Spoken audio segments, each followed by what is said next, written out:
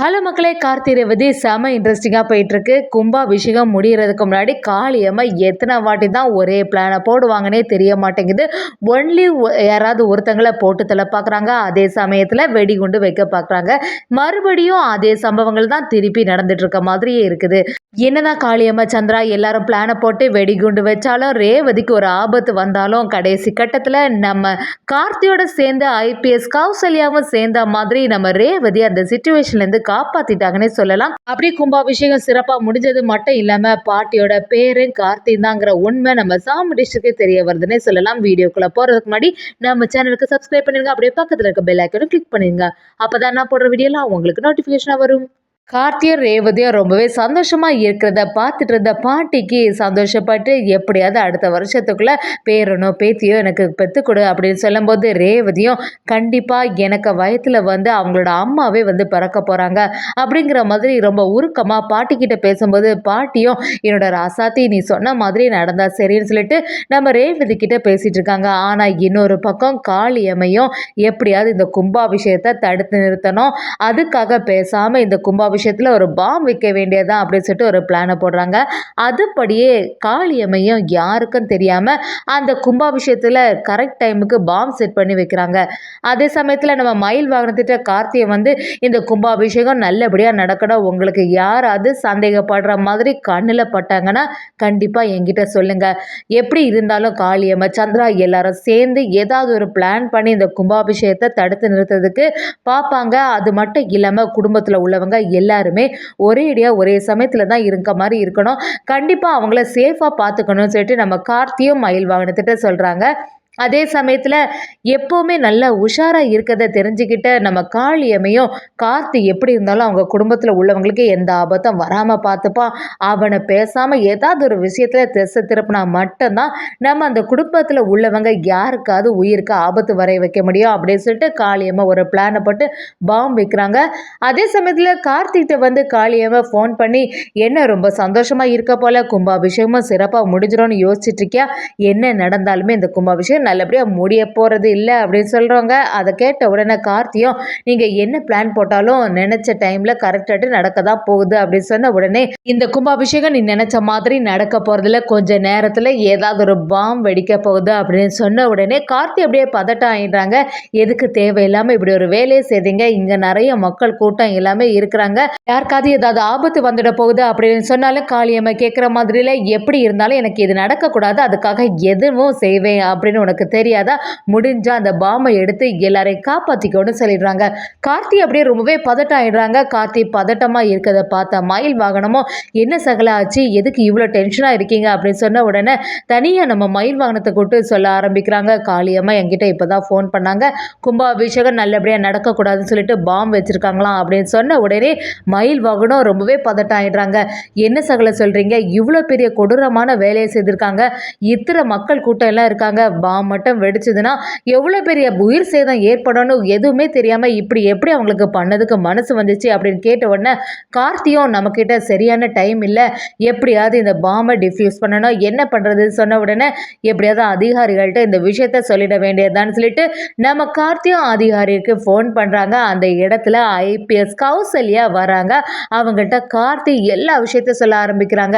இந்த காளியம்மை முத்துவேல் இந்த மாதிரி உள்ளவங்க தான் சேர்ந்த மாதிரி கும்பாபிஷேகம் நல்லபடியாக நடக்கக்கூடாதுன்னு சொல்லிட்டு ஒரு கட்டத்தில் இந்த இடத்துல பாம் எங்கேயோ வச்சுருக்காங்க, ஆனால் எங்கே வச்சுருக்காங்கன்னு எனக்கு நல்லாவே தெரிய மாட்டேங்குது, எப்படியாவது அதை டிஃப்யூஸ் பண்ணணும், அது மட்டும் இல்லாமல் கோவிலில் உள்ளவங்க யாருக்குமே இந்த விஷயம் தெரியாமல் பார்த்துக்கணும், அவங்களுக்கு எல்லாம் தெரிஞ்சுன்னா கண்டிப்பாக பதட்டம் ஆகிடுறாங்க அப்படின்னு சொல்லிட்டு நம்ம கார்த்தி அவங்ககிட்ட சொல்லும்போது, நீங்கள் எதுக்குமே கவலைப்படாதுங்க, கண்டிப்பாக நாங்கள் எந்த இடத்துல அந்த பாம் இருக்கோ அதை டிஃப்யூஸ் பண்ணிடுவோம் அப்படின்னு சொல்லிட்டு கௌசல்யா செம அதிரடியாக அந்த பாமை தேடக்கூடிய வேட்டில் இறங்கிக்கிட்டானே சொல்லலாம். ஒரு கட்டத்தில் அந்த பாமையும் கண்டுபிடிச்சிருவாங்க.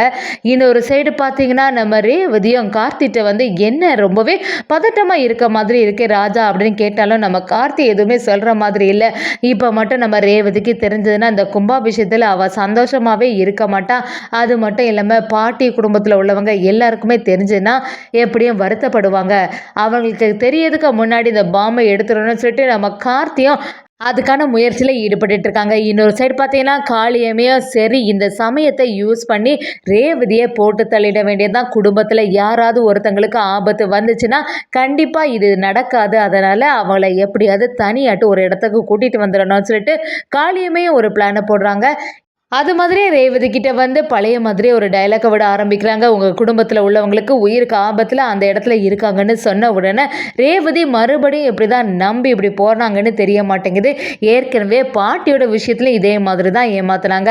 ஆனால் இந்த டைமில் ரேவதி வாட்டி நம்பாட்டாலும் ஆனால் நடக்கக்கூடிய சம்பவத்தை எல்லாமே பார்த்தா எங்கேயுமே அவங்கள காணலையே. ஒரு சமயம் இந்த எது பிரச்சனை ஆயிருக்கும்னு சொல்லிட்டு ரொம்பவே பதறி போய் அந்த இடத்துல போகிறாங்க.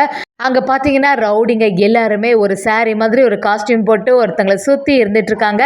இதை பார்த்தோன்னா ரேவதி பதட்டம் ஆயிடுறாங்க. யாருக்கும் உயிருக்கும் ஆபத்துன்னு சொல்லிட்டு ரொம்பவே கதறி அழ ஆரம்பித்த உடனே இதாண்டா சான்ஸ்ன்னு சொல்லிட்டு ரேவதியை அந்த ரவுடிங்க கும்பல் எல்லாம் சேர்ந்த மாதிரி ரேவதியை வேறொரு இடத்துக்கு கூட்டிகிட்டு வந்துடுறாங்க. இந்த சைடு பார்த்தீங்கன்னா பாட்டியும் ரேவதியை காணலையே ரொம்ப நேரம் ஆகியும் அப்படின்னு சொல்லிட்டு தேட ஆரம்பிக்கிறாங்க.